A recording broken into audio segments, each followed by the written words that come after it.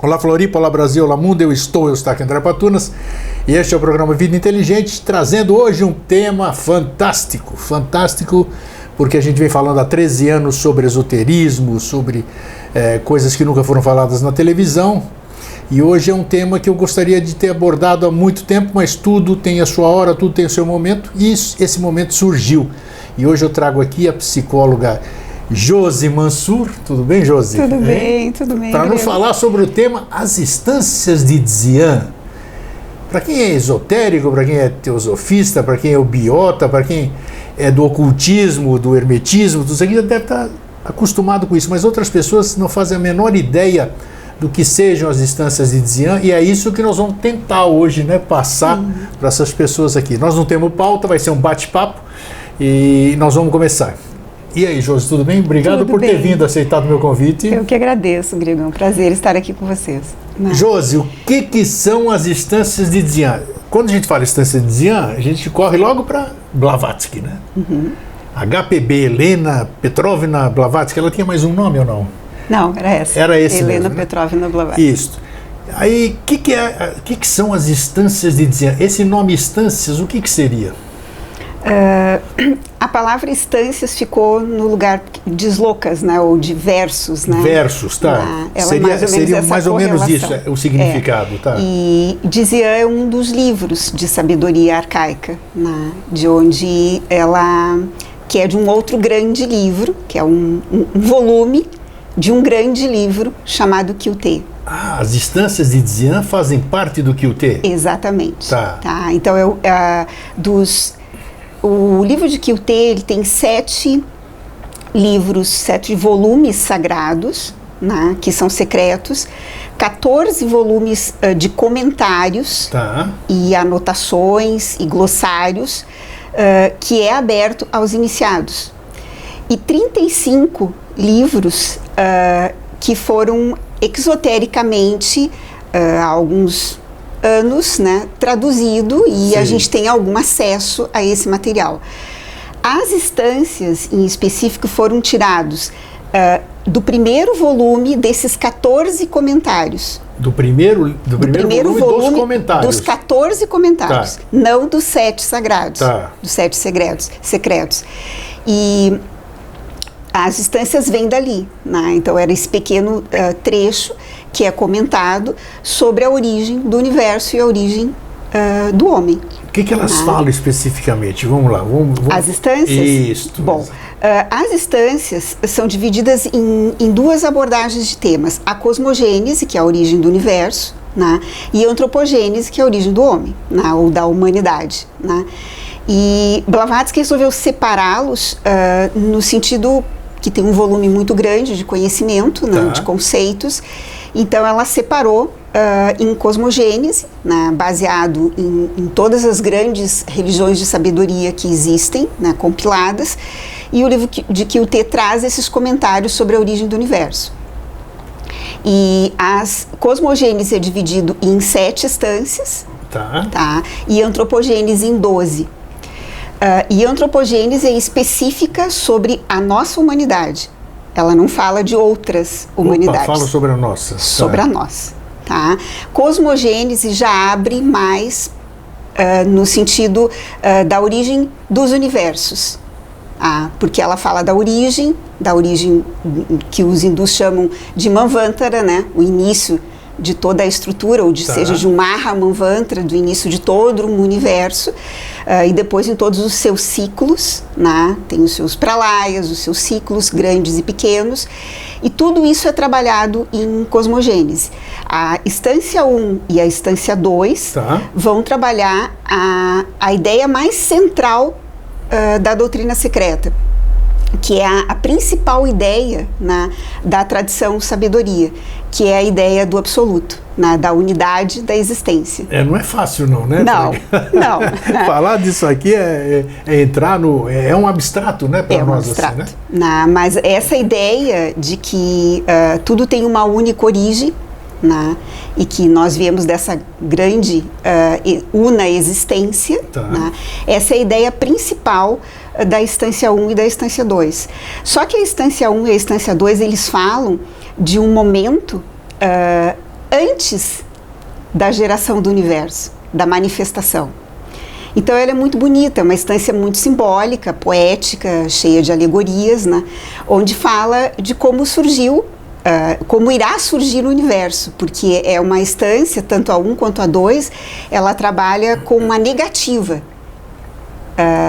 Não existia dia, não existia noite, não existia homem, não existia o ar, não existia... Ela trabalha com essa ideia do negativo, porque o absoluto em si, essa ideia do que a gente poderia chamar de Deus, né, ela não tem atributos. Se ela tiver atributos, ela já é manifestação, e aí não vai ser absoluto. Então, o absoluto, ele não tem atributos, então essas duas instâncias são trabalhadas com essa ideia de negar o que não existe. Então, trabalha a ideia de Platão, né, do não número, né, da não existência e da existência. E começa trabalhando o eterno pai e mãe, né, em seu momentos de trevas, né, na escuridão, porque não existia a luz ainda. Quem será que foi? Quem captou essa ideia? Quem captou essa como é que a gente pode dizer? Quem captou essa cosmogênese? Você tem ideia de quem?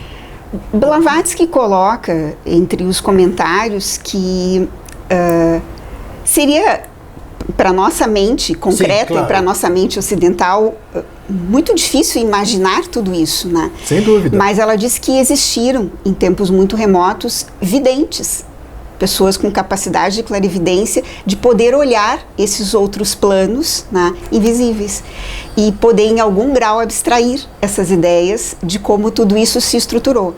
É a única coisa que ela, assim, poucas palavras, coloca nas instâncias, né? Mas na realidade a gente não sabe exatamente. É muito difícil, né? Porque quando a gente conversa sobre alguma coisa, a gente tem ideia sobre essa coisa, né? Né? Vamos falar de um gato, eu sei que ele tem pelo, tem diversos tipos de gato, uma árvore, um galho. Agora você falar da abstração, sim, aí precisa ter um poder fantástico, vamos dizer, para você ver o que ainda não está manifestado, como você acabou de dizer, né? Exatamente. Tá, e nós estávamos falando da primeira, você falou da primeira instância? Isso, a primeira e a segunda, então, fala ainda de um universo não manifestado. Tá. Né? Um universo que os hindus chamam em estado de pralaya. Né? Tá. Ele ainda está na noite. Né? E aí há uma descrição de tudo que existe nessa estrutura para surgir um novo universo. Né? Então isso é muito bonito, porque a primeira e segunda instância elas mostram exatamente a essência de todos os universos, e que num determinado momento que ela abre, ela falando a sétima vibração em Pralaya, tá, né? Porque existe no absoluto um eterno movimento, nada cessa, mesmo em Pralaya existe um movimento, sem dúvida, o movimento nunca para, mesmo em Pralaya.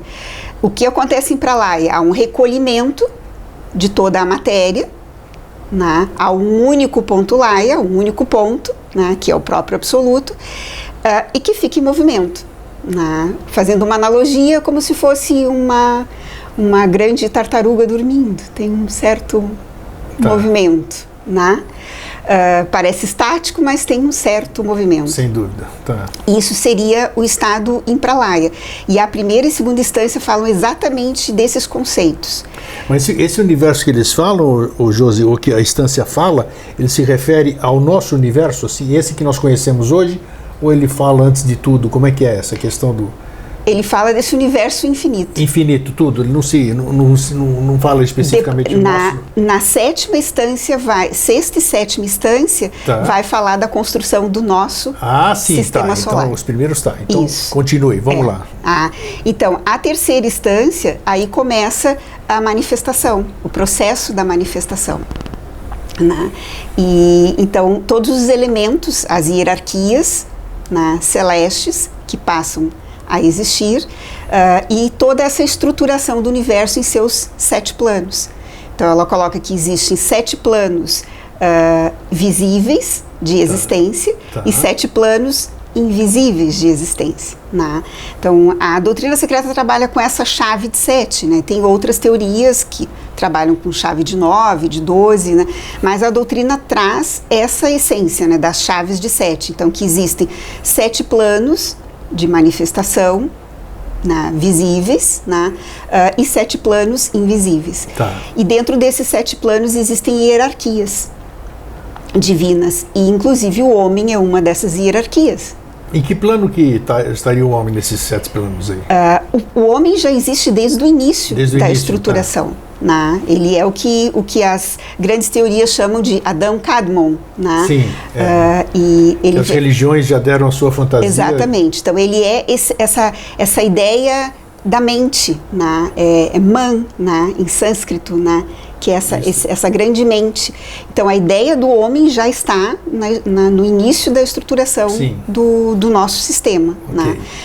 E a quarta instância já vai trabalhar com a estruturação do nosso mundo, como os elementos que constituíram o nosso mundo. Né? A sexta e sétima já vão trabalhar com a estrutura da hierarquia, a sétima com a entrada do homem, já com a ideia da humanidade sendo estruturada. Né? E isso fecharia cosmogênese. Tá, isso é só cosmogênese, né? Só cosmogênese. Tá. Depois, a antropogênese está onde? Já em outras instâncias ou não? A antropogênese, Blavatsky fez um livro específico. Tá. O livro 1, no original em inglês, foi Cosmogênese, e o livro 2 foi Antropogênese. E a Antropogênese, ela destacou, desses comentários do livro de Kyuté, ela destacou 12 instâncias, onde está diretamente trabalhando a origem do homem, da nossa humanidade, né? Onde ela correlaciona em todas as 7 raças, né? Os 7 estruturas de característica humana, né? E que na realidade é uma única, né? Mas ela vem se diferenciando, né? E se modelando e se aprimorando à medida que o espírito adensa a matéria. Né? Essa matéria vai se modelando, vai se adaptando, vai se aperfeiçoando até chegar ao homem que nós somos. Né? Que somos hoje. Tá? Que somos hoje. Que, segundo a tradição, pouco vai se modificar para a sexta e sétima raça que está para surgir ainda. Nós somos a quinta. A quinta, que quinta raça? Quinta raça. Quinta. E somos a quinta sub-raça da quinta raça. Isso. Né? É difícil quando a gente ouve isso pela primeira vez, fala, nossa, a gente não lembra nem das anteriores, como é que a gente vai lembrar da de hoje e imaginar o futuro, né? Acima da nossa, a sexta raça, que raça será? Todas as raças, Blavatsky coloca que é uma mescla, né? Como se fosse uma junção do aprimoramento do melhor que aquela raça raiz teve e as suas sub-raças. Né? E, então, na realidade, nós hoje somos o reflexo do que foram todos os nossos antepassados. Acho que os nossos antepassados devem ter sido bem bagunçados, né? Porque nós ainda, hoje aqui, que é quinta raça? É quinta? Hoje nós estamos na quinta? Então, para sermos quinta raça, eu acho que ainda nós temos muita coisa para desenvolver, né? Sim, sim. Nós estamos no que se chama, no equilíbrio ali no meio entre um processo de ascensão novamente, né, para um aprimoramento da raça humana, ou seja, da execução desse grande plano divino, né, que é isso que é muito bonito no que Blavatsky trouxe, né? Ela trouxe essa ideia de que nós não estamos soltos aqui, existe um plano divino, existe um plano muito inteligente, né, que nos cerca, que nos estrutura, que vai nos dar elementos visíveis e invisíveis a cada momento, a cada ciclo que nós estivermos passando. Essa prova da inteligência é inequívoca, né? Isso. Inequívoca, porque hoje a gente fala, é muito difícil a gente provar alguma coisa sobre o abstrato. Como é que eu vou provar o abstrato, né? Então isso aqui, até a própria cosmogênese, como falam, tal, como é que eu vou provar? Só se eu tiver um acesso que nem tiveram esses videntes, vamos dizer. E vai ser um acesso particular, porque eu não posso generalizar, não posso fazer com que todo mundo veja o que eu vi. Exatamente. Mas que essa inteligência notória, ela porque isso aqui não pode ser nada de acaso, né? Não existe acaso no universo. Não existe, porque mas até o mais cético, ele vai ver a natureza, ele vai ver a constituição do universo, vai ver a harmonia das estrelas, o dia, a noite, o ciclo de 7 dias, o ciclo menstrual da mulher, que também é tudo. Então é muita coincidência que não pode ser coincidência, né? Então alguma inteligência, alguma coisa existe por trás disso. Então quem conseguir explicar isso, quem conseguir trazer, né? E Blavatsky parece que foi uma precursora disso, né? Foi. Então eu quero voltar aqui às instâncias de Dzyan. Dizem que esse livro ele sumiu. As instâncias de Dzyan sumiram ou não? Ou quem que sumiu? Foi o Kyuté ou as instâncias de Dzyan? Parece que foi queimado. Como é que foi essa história? Segundo a tradição, esses livros, até um determinado período, existiam nas mãos de grandes instrutores. Isso. E com a entrada do que a gente chama desse ciclo de Kali Yuga, ou seja, com a idade mais obscura da humanidade, que vem lá da decadência Atlante, sim. Esse material foi recolhido e guardado, e por muito tempo não se teve acesso a esse material. O que se sabe hoje que esses livros são, alguns desses livros, a gente não sabe exatamente quantos, são guardados no Tibete, por grandes lamas, e onde os leigos não têm acesso. Sem dúvida. O que foi dado aos leigos, a parte mais exotérica, foram esses 35 volumes que foram traduzidos há alguns séculos, e que têm acesso, tem algumas traduções em inglês, em outras línguas. Eu não tive acesso ainda a esse material, mas o que se sabe é que esses 14 volumes dos comentários têm acesso só grandes iniciados. Até esses comentários não é qualquer um que acessa, então. Não, porque tu precisa ter um grau de purificação, um grau de caminhada, interna, para ter acesso a esse material, porque senão ele nos dá muitas chaves, Tanto é que Blavatsky ela teve acesso a vários volumes, mas ela só pôde ter revelado algumas partes do primeiro volume desses 14 comentários. Então, para te ver que a gente tem uma pincelada em linhas gerais do que é a estrutura do universo, como o universo se estruturou e como a nossa humanidade se estruturou, mas esses livros contêm muito mais sabedoria, ou seja, de todas as humanidades que já existiram, de todos os universos que já existiram, e como todos se dissolveram e voltaram a existir em vários ciclos, porque hoje nós estamos vivendo um Mahamanvantara, ou seja, um grande abertura de um universo, e dentro de vários sistemas solares, e aqui estamos falando do nosso sistema solar, dessa humanidade que habita o nosso sistema solar, em específico a Terra, Então a antropogênese trata especificamente desse tema. E ela dá algum tempo, ela dá algum prazo disso aqui, porque apesar de que nós não estamos falando de muito tempo, porque Blavatsky viveu em século XIX, 1800, então ela trouxe isso aqui à luz não faz muito tempo. Não. Então existe alguma previsão, vamos dizer, trazer esse conhecimento para essa época? Parece que ainda o homem não está preparado para esse conhecimento, porque veja quanta gente estuda a doutrina secreta. Eu já tentei ler a doutrina secreta umas 500 vezes, não consigo. E olha que eu sou interessado nisso, eu vou atrás, mas não tem jeito. Eu pego uma coisa ou outra, mas não dá para pegar o entendimento. Então é um conhecimento. Na sua opinião, eu quero saber para que época que é esse conhecimento? Como é que claro, se a gente tiver o acesso a essa verdade, talvez o ser humano se modifique. Sim. Eu sei a origem, agora eu estou convicto de que existe alguma coisa. Então eu vou me dedicar a isso, eu vou me transformar porque realmente existe alguma coisa. Então, mas parece que é muito complexo para o ser humano absorver esse conhecimento. Com certeza, então, com certeza. O que é feito? Você pertence à Sociedade Teosófica Brasileira, Vocês estudam bem a Blavatsky, a doutrina secreta, isso. E tem grandes obras dentro da Sociedade Teosófica que ajudam nesse entendimento. Sim. Como você vê? Apesar disso, já temos quase 100 anos, quase um século de estudos ou não?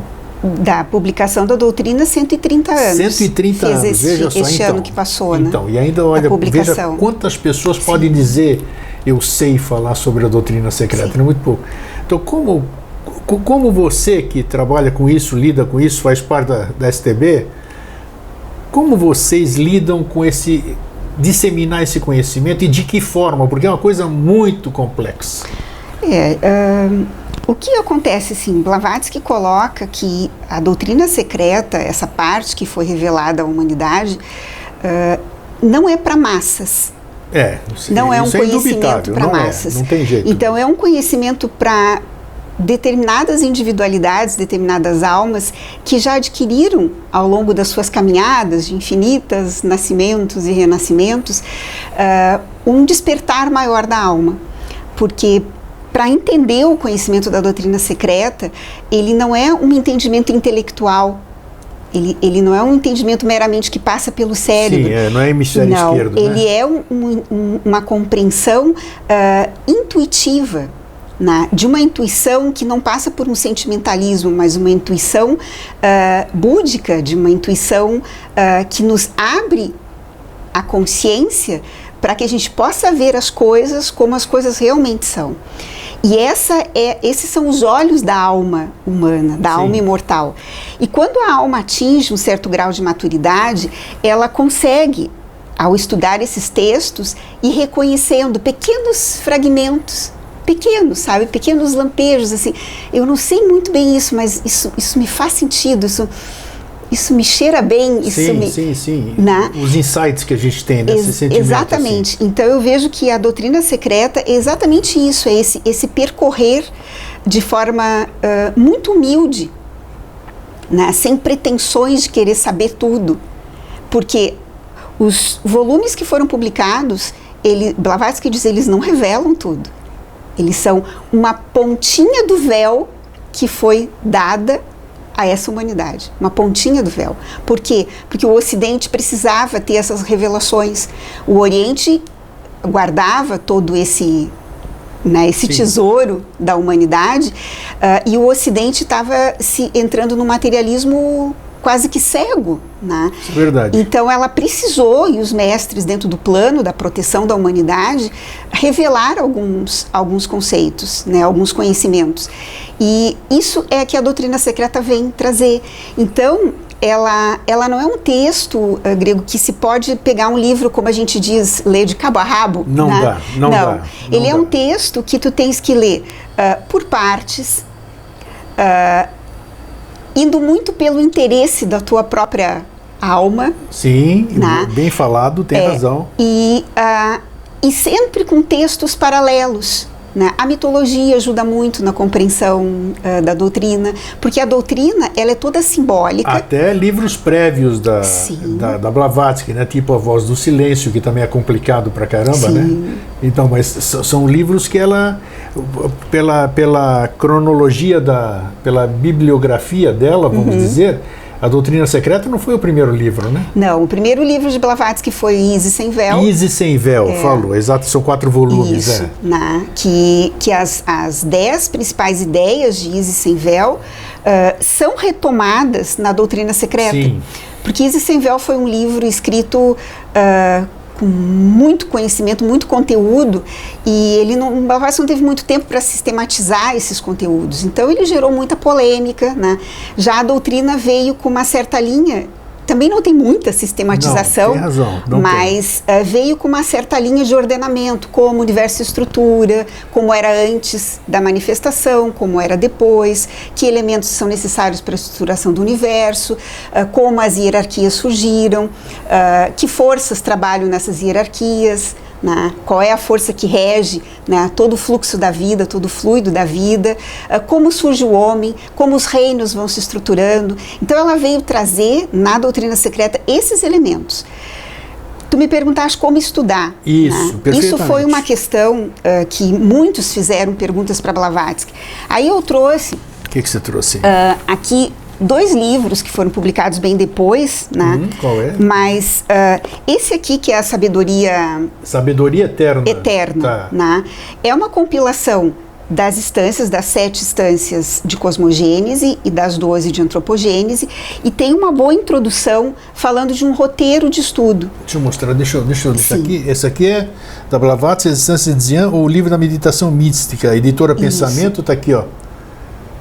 Interessante. E esse livro, então, é de fácil leitura? Fácil leitura, tá? Aí, é um livro de introdução. De introdução, né? Tá? Quem quiser começar, vamos dizer, a entender a própria doutrina secreta, você indica... Uma boa indicação. Uma boa indicação para se começar. Sim, tá, sim. Ótimo. Porque apresenta de uma forma sintética, mantém os nomes em sânscritos, porque muitos nomes...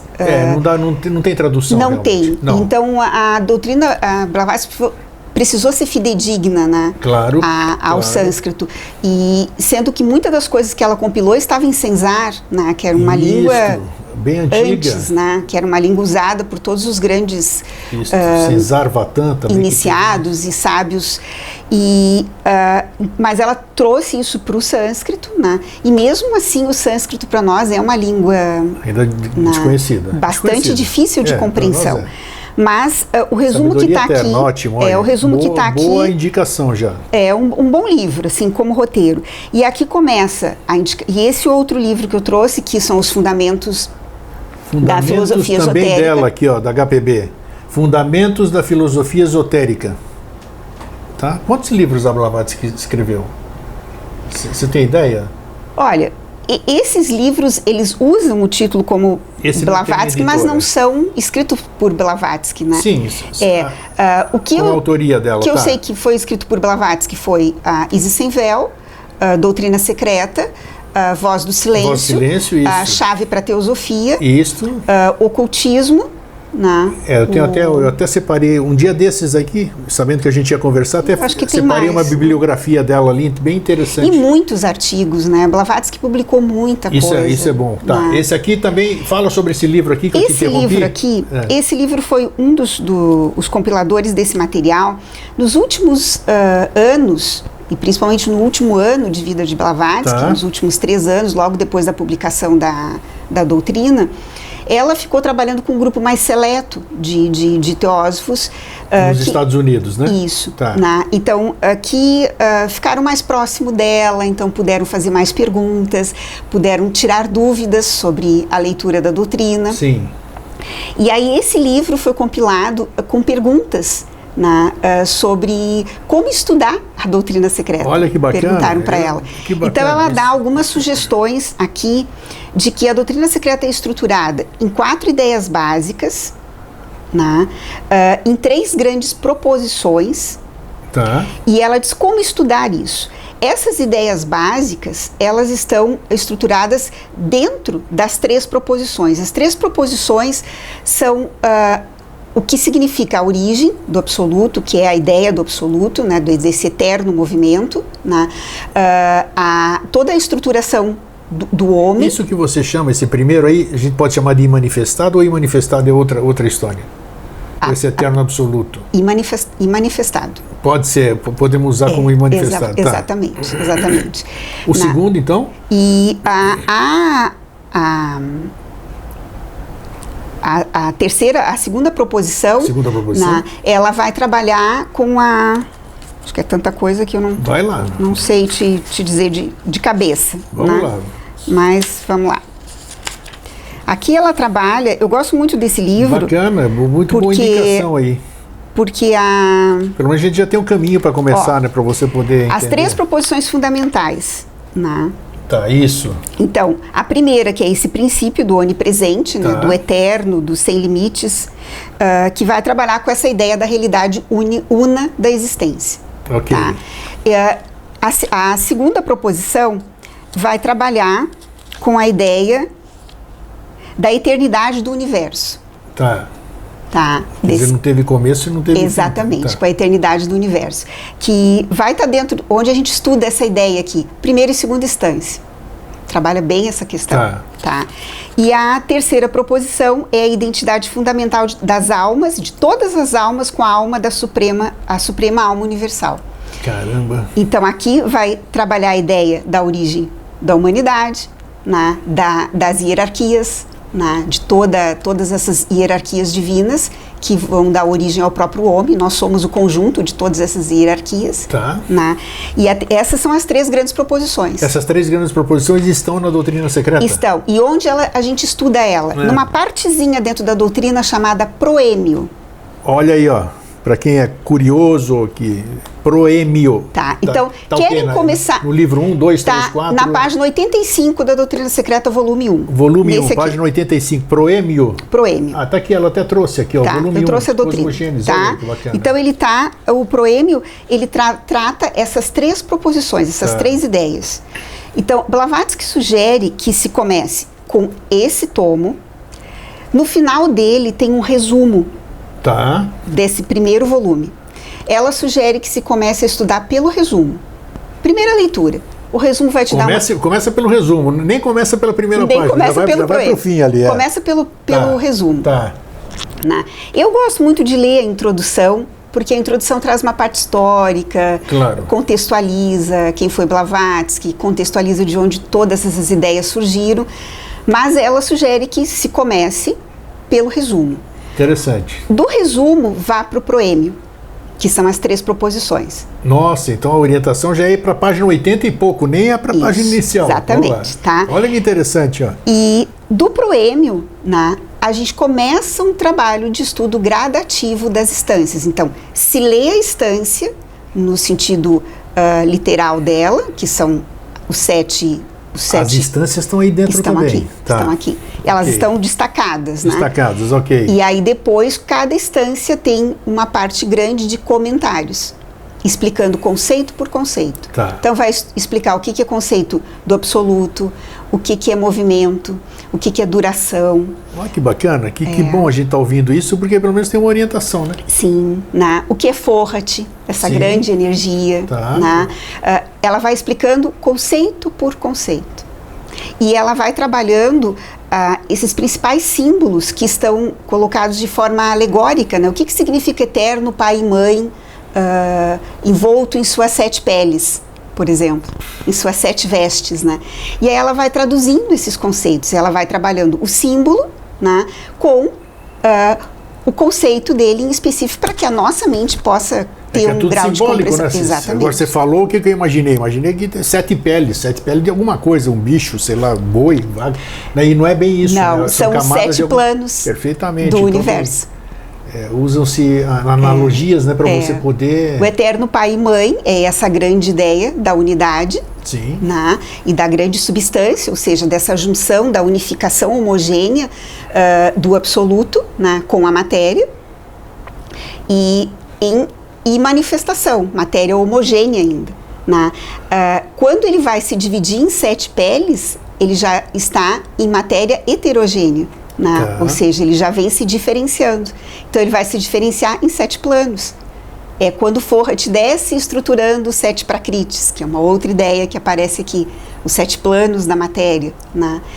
E então Blavatsky vai trabalhando conceito por conceito no comentário de cada instância. Falar em comentário, você esqueceu de citar e veio agora à minha mente aqui um negócio importantíssimo que ela escreveu também, o glossário teosófico. Né? Sim, esse é imprescindível para você entender o que ela fala. Né? Sim. Que aquilo lá você não entende uma palavra, você vai lá no glossário e está tudo à disposição. Né? É importante ter o glossário para o estudo, né? É muito agora importante. É bacana isso aqui, ó, já me entusiasmei aqui. Agora eu vou começar, depois, a partir de amanhã já vou começar a ver a doutrina secreta, pela dica que ela deu, porque às vezes, se você entra, é por isso que desanima muitas vezes, porque a pessoa, o neófito, o postulante, o curioso, o simpatizante, sei lá, ele vai lá e ele entra por uma porta errada. Ele entra por uma porta errada, ele vê que não entende nada ou não sabe o que tem lá dentro, eu vou fechar isso aí e vou cair fora. Exatamente. Não tem orientação nenhuma, né? Então é bacana quando você já deu para nós aqui, para o meu telespectador, o caminho da gente começar a ver essa questão das instâncias de Dzyan, que é um nome que até assusta, né? Porque para quem se mete a ver isso aqui, o Kyute, que eu contei outro dia aqui, não sei, acho que foi para vocês mesmo que vieram me visitar, né? Eu sonhei com os livros de Kyute, é um negócio maluco, fantástico. Eu vi essas coisas, livrões desse tamanho, se eu viajei na maionese, seja lá o que for, não importa, mas muito bacana, né? O que eu vi lá, e eu estou falando aqui e estou vendo o que eu vi lá. Então, são coisas bacanas você entender a sua origem, os seus questionamentos. Você aprende por que você está aqui, né? Exatamente. Você dá um sentido à sua vida, eu acho. Né? Fala, o que é? Todo mundo olha para cima. Por que eu estou olhando para cima? Exatamente. Não é? Por que eu estou olhando para cima? Eu vim de lá de cima, eu nasci do meu pai, eu nasci num parto, no hospital, numa clínica, sei lá o quê. Por que eu fico olhando para cima? Por que eu busco saber o quê? Por que eu vou querer saber quem eu sou? Sim. Quem eu estou, não sei o que, essas coisas todas. Então são questionamentos. Você é psicóloga, você sabe do que eu estou falando, muito melhor do que eu, né? As pessoas chegam lá e tem uma série de conflitos. Exato. E se ela tivesse como é que se diz, a capacidade, o caminho dela própria ir buscar essas respostas, ela chegaria para você quase que prontinha, porque aí você, não é? É aí verdade. Você ia dizer... É mais fácil de trabalhar as nossas inquietações. Não é, né? então? Não. Então continue seu raciocínio, que estava muito bom sobre o que nós estávamos falando. A literatura, vê aí o que você trouxe no roteiro aí. Uma das questões assim do livro de Dzyan, a palavra Dzyana, Sim. ela vem do sânscrito dhyana, muito bom, que ótimo. quer dizer meditação mística. Dzyan vem de Dhyana e que significa meditação mística. Olha só. Então, e é interessante isso, né, que a tradição budista tibetana, né, que é a que guarda esse conhecimento do livro de Kyuté, é a tradição budista tibetana, né, que são os monges, né, Gelupa, né, dos gorros amarelos. Até eu trouxe algumas coisas para falar um pouquinho sobre isso, né? Vai lembrando, é muita coisa, foi bom você trazer a anotação, porque a gente sempre passa batido em alguma coisa. Sim, sim. E um dos grandes guardiões e defensores, né, de todo esse conhecimento foi Tsongkhapa, no século XIV, sim. Onde ele fez toda uma reforma, né, ele reformulou o budismo que estava sendo deturpado por outros monges, e ele reestruturou isso num budismo mais humano, mais puro, né? E aí ele trouxe, ele é um dos fundadores da seita Gelupa, né? Como é que é o nome da seita? Gelupa. Gelupa? Que são os turbantes amarelos. Turbantes amarelos. Ah, sim, isso que a gente vê. Isso. Né? Vê fazendo aqueles desenhos, inclusive, essas Exato. coisas, tá? E eles são do grupo paralelos juntos ao grupo da fraternidade mística, né? Relacionado com os grandes iniciados. Tá. Né? E esses textos são guardados, onde ele revela também outros textos, que é o Kalachakra, que é um grande compêndio também de conhecimento, pautado dentro do livro de Kyuté, que fala da roda do tempo. E que é o que Blavatsky trabalha aqui. Ela trabalha com o círculo infinito da duração. Também? Nas instâncias. As instâncias de Dzyan, a cosmogênese trabalha com o círculo infinito da duração. E esse círculo é só abstrato ou tem um círculo, tem algum desenho que mostra alguma coisa assim? Existe no proêmio, sim. Ela abre falando desse circuito, né, tá. Desse grande círculo. Quando ela abre uma folha de um dos fólios do livro de Kyuté, tá. Né, ela vê um disco de brancura num fundo negro. Então ela está mostrando o universo ainda em Pralaya, sim. sono. Né? E depois ela abre uma outra folha, onde tem um outro desenho, que continua com esse círculo branco, no fundo negro, com um ponto. E aí vai iniciar o processo da manifestação. Que interessante. E aí ela vai descrevendo dentro do proêmio, passo a passo, dessa ideia, dessa compreensão dessa grande ideia, né, simbólica. E isso é o círculo da duração, porque na realidade o tempo ele é relativo. O tempo na realidade é uma criação da mente do homem, né, porque o que existe é a eterna duração. É o sempre, né? E a duração é um dos aspectos do absoluto, né, que é o eterno absoluto, o espaço absoluto eterno, o movimento e a duração. Esses são os três aspectos do absoluto. Se a gente quiser descrever o absoluto para uma mente mais concreta, é o espaço, que é esse espaço para além das nebulosas, para além de toda a nossa Via Láctea, é esse espaço infinito, e que é eterno. E o movimento, que também é eterno, que nunca cessa, né? E a duração, que é a que vai dar origem ao tempo, no processo de manifestação. Então, Jacob Boehme, que foi um grande filósofo, né? Ele tem uma expressão que eu gosto muito. Ele diz assim: para quem o tempo é como a eternidade, e a eternidade é como o tempo, livre estará de qualquer conflito. Não tenha dúvida. Se alguém entender isso aí, está livre de qualquer conflito mesmo. O duro é você ter consciência disso. Exatamente. Porque verbalizar isso é fácil. Agora, você ter consciência disso é fantástico. Mas essa é a nossa tarefa. Exato, sabe? mas isso que eu acho vejo bacana. que o único sentido da existência do homem aqui no planeta Terra, que é uma grande escola, é ele buscar o seu caminho, ele buscar a sua senda, ele buscar a sua vida interna, ele buscar entender quem ele verdadeiramente é. Nós somos seres imortais.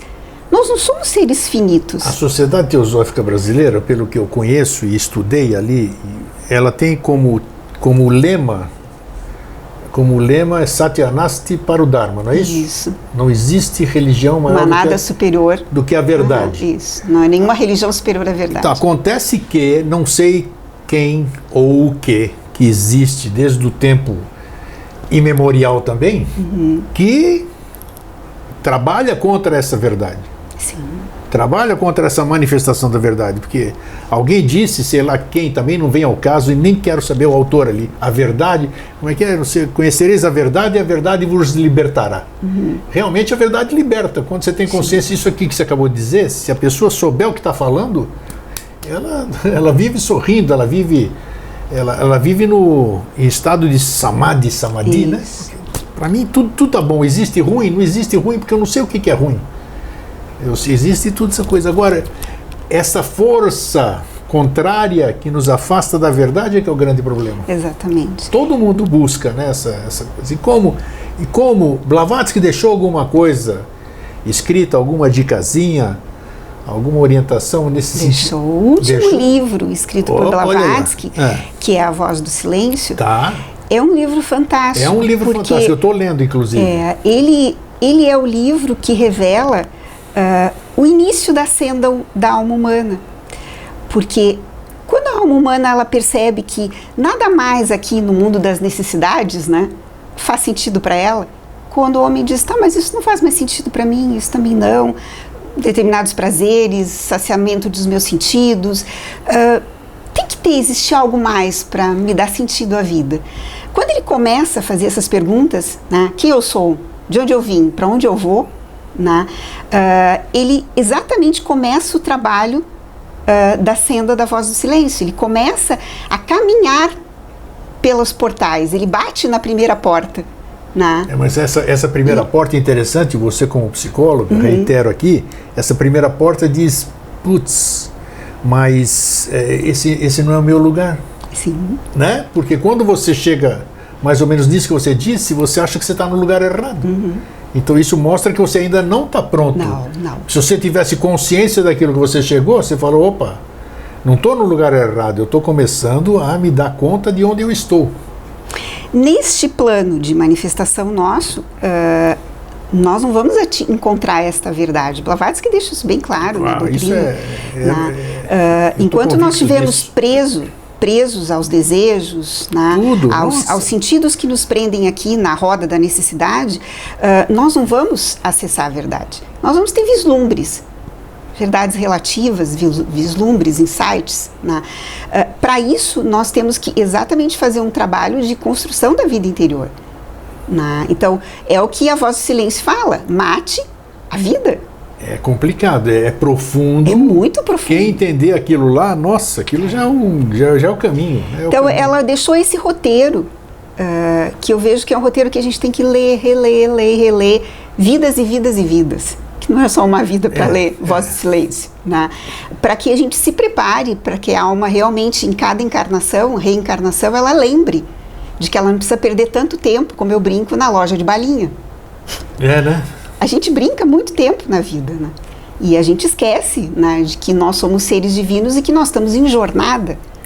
Não é para ficar muito tempo. A maioria nem tem ideia. A maioria nem tem ideia disso, né? Nem lembra. Nem sabe. Agora, às vezes eu questiono quem é Quem é mais feliz? Aquele que não sabe de absolutamente nada, o ignorante do verbo ignorar. Esse que está vivendo, está tendo os prazeres dele, o trabalho, o lazer. Isso aqui, ou nós aqui que estamos... Porque nós penamos, né? A gente que busca o nosso autoconhecimento, despertar a humanidade, essas coisas, não tem uma vida prazerosa, digamos assim. Blavatsky coloca que se nós queremos procurar felicidade aqui, não vamos encontrar. Pois é. A felicidade não está nesse plano material, não está nesse plano. Então, mas para que a gente se prepare para isso, exige muito esforço, né? Muito esforço mesmo, em todos os sentidos, né? Então, porque hoje existe uma grande dúvida. Se você tivesse, eu vou trabalhar porque 3, 4, 10 vidas, 500 vidas para frente, eu vou colher alguma coisa. Mas hoje existe a dúvida. Existe alguma coisa do outro lado? Não tem, ninguém tem espasmo de nada. Então é complexo, muito complexo para o ser humano. Nossa, reitero, você escolheu uma profissão maravilhosa. Eu valorizo muito o psicólogo. Sim. Nossa, porque para entrar na psique do ser humano não é fácil não. Porque ali é um universo de interrogações lá dentro. Sim. Então, para você trabalhar isso e dar ânimo para a pessoa, pessoas que estão à beira de um suicídio, pessoas depressivas demais, que é uma doença mais séria hoje aqui, para você trazer um alento para a vida dela não é fácil. Não. Né?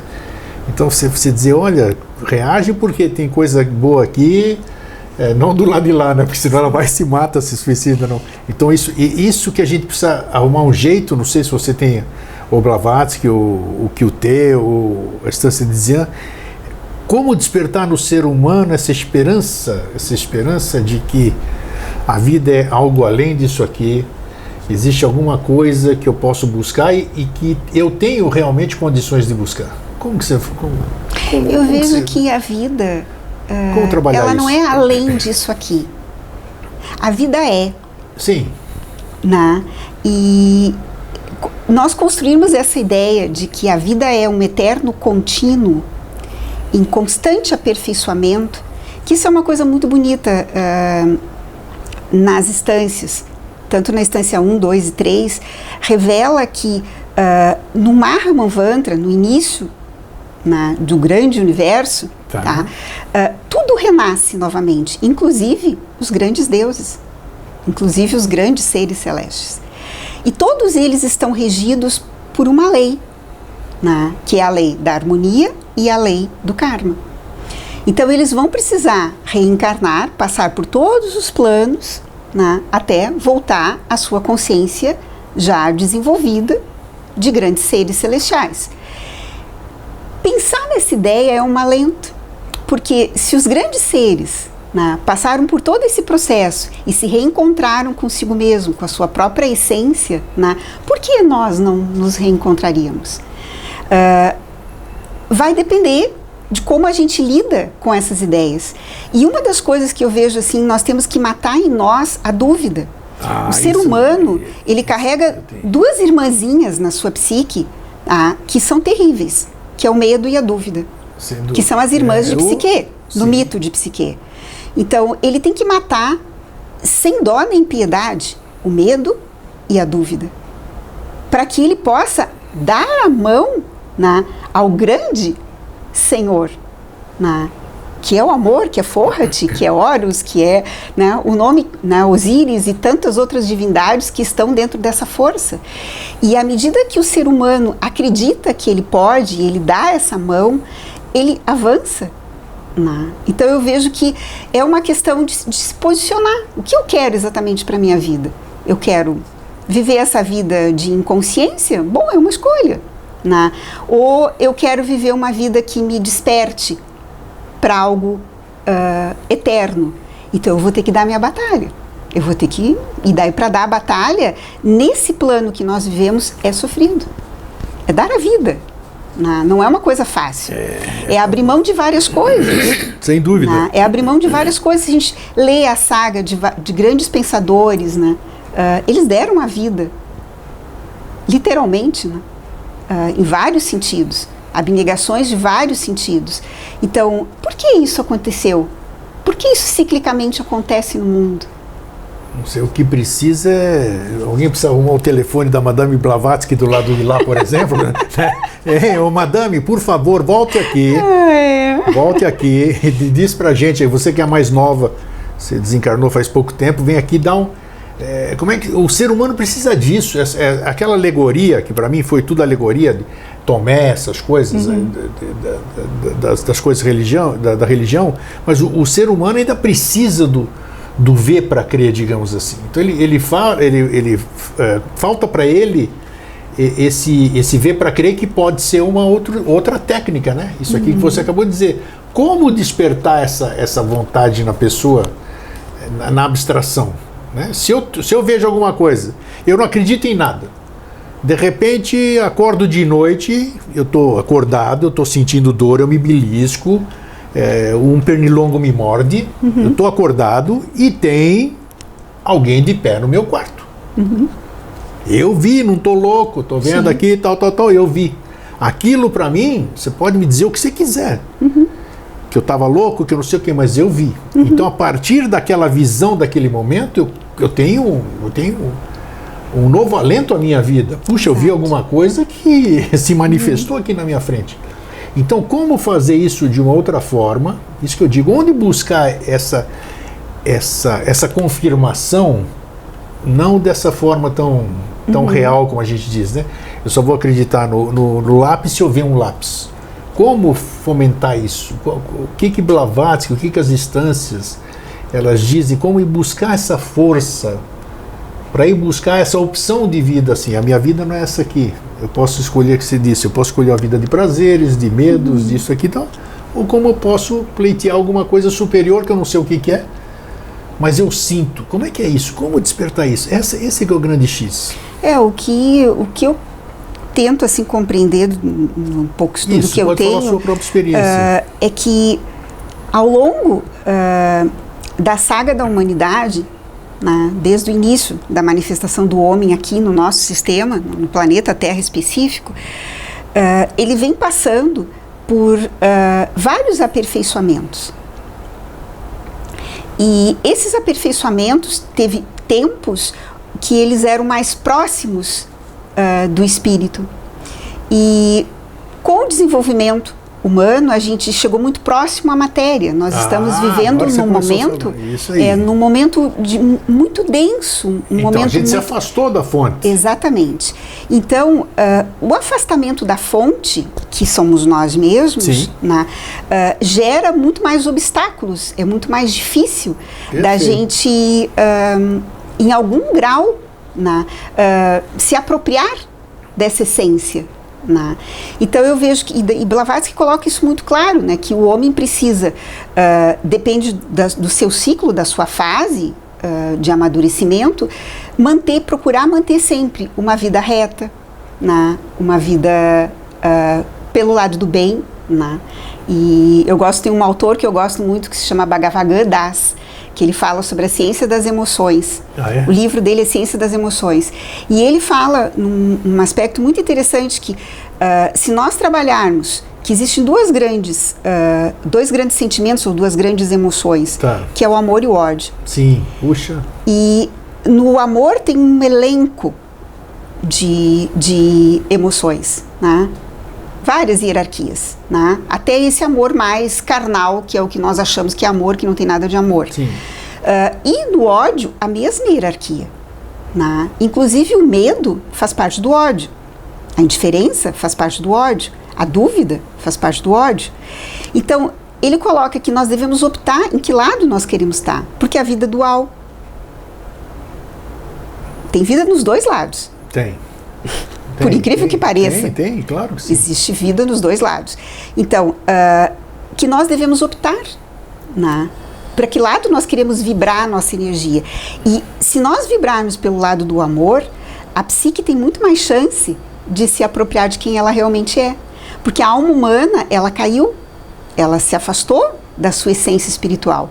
E quando ela é colocada em provas, nos seus ciclos aqui, de vidas em vidas, ela é colocada em várias provações. Nada que acontece conosco é por acaso. Pô, mas por que está acontecendo isso comigo? É semeadura, né? Então, assim, nós estamos, ou foi feito nessa vida, ou foi feito em outras, e são lições que eu não aprendi, que eu preciso aprender, então eu vou precisar viver aquela situação novamente. Então, à medida que a alma reconhece que essas experiências precisam ser aprendidas, e que elas precisam ser aprendidas com a substância do amor, e não com a substância do ódio, ela avança. E ao avançar, ela tem chance de ir se linkando cada vez mais com quem ela realmente é, porque nós somos seres espirituais. E as próximas raças futuras, que 6ª e 7ª raça, elas pouco vão necessitar de um corpo físico. Sim, sem dúvida. Vão ser muito mais sutis. Nós vamos necessitar de quê? Da nossa própria essência para nos desenvolvermos e continuar a saga do aperfeiçoamento do plano divino da humanidade. Então eu vejo que cada um de nós, independente do nível de desenvolvimento que estejamos, procure trabalhar pelo lado do amor, procure vibrar no amor, cada vez mais, procure vibrar na humildade, uma vida mais justa, mais reta, procure vibrar nessa grande lei, que é a lei do karma, se fizeres o bem, colherás o bem, se fizeres o mal, colherás o mal.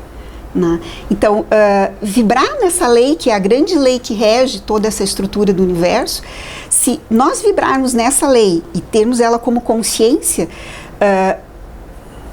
a gente tem um certo alento para andar na jornada aqui do planeta Terra, porque não é fácil andar aqui. Não é não. Blavatsky diz que isso aqui é o inferno. Se existe inferno, inferno é aqui.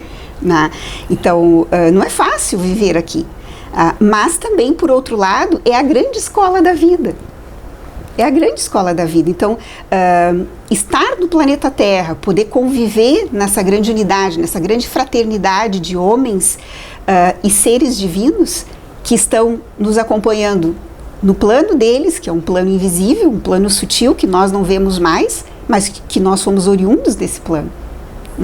Isso nos traz alento, e eu vejo que a doutrina secreta, o grande objetivo dela foi fomentar isso de novo na alma humana.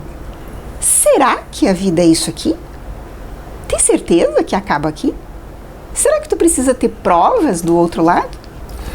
Fala da doutrina secreta na sua vida. O que ela serviu para você? A primeira vez que esse livro caiu na minha mão, quando eu abri, assim, eu não entendia nada, É no comum isso aqui. Mas eu disse, tem alguma coisa nesse livro que me chamou, que me prendeu. Não era nada de ouvir falar isso aqui, aquilo lá, né? Nada. Eu nunca tinha ouvido falar, nem de Blavatsky. Tá. E como a maioria das pessoas. Sim. E quando esse livro caiu na minha mão, eu comecei a ler algumas coisas e eu disse, isso aqui faz sentido. A própria ciência está tentando comprovar isso, a abertura do universo. Isso livro faz muito sentido. Só que eu não entendia nada, eu não tinha base para compreensão. Então eu comecei a estudar do meu jeito. E como eu tinha uma base filosófica, por estudar filosofia desde jovem, uma base de mitologia, isso foi me ajudando a trabalhar com a doutrina. Mas o livro que me levou para a doutrina secreta mesmo, para uma compreensão maior, não foi a própria doutrina. Qual foi? Foi a Carta dos Mestres. A Carta dos Mestres? Os 2 volumes, que foi um livro que foi publicado após a morte de Sinit, que foi um grande teósofo que ajudou em todo o movimento teosófico, no início do movimento teosófico. Esse livro que você citou, esses 2 volumes, são livro da Sociedade Teosófica, da Teosofia? As Cartas dos Mestres foi publicado pela Sociedade Teosófica. Sociedade Teosófica, tá. As Cartas dos Mestres. As Cartas dos Mahatmas, dos Mahatmas, ok. E esse foi um livro que me despertou muito. Te ajudou bastante. Bastante. E depois, o trabalho solitário do estudo da doutrina. E eu estudo de uma forma muito peculiar, assim. Eu estudo fazendo mapa mental, eu faço desenhos, eu tento trazer aquela simbologia para aquilo que vai fazendo sentido para mim. Eu estudo escrevendo, então eu vou fazendo meus cadernos. né? É bacana isso. Eu vou compilando material, vou fazendo os meus desenhos, né, do que seja a estrutura das instâncias. Né? Existe um grupo, vocês têm uma, como é que se diz?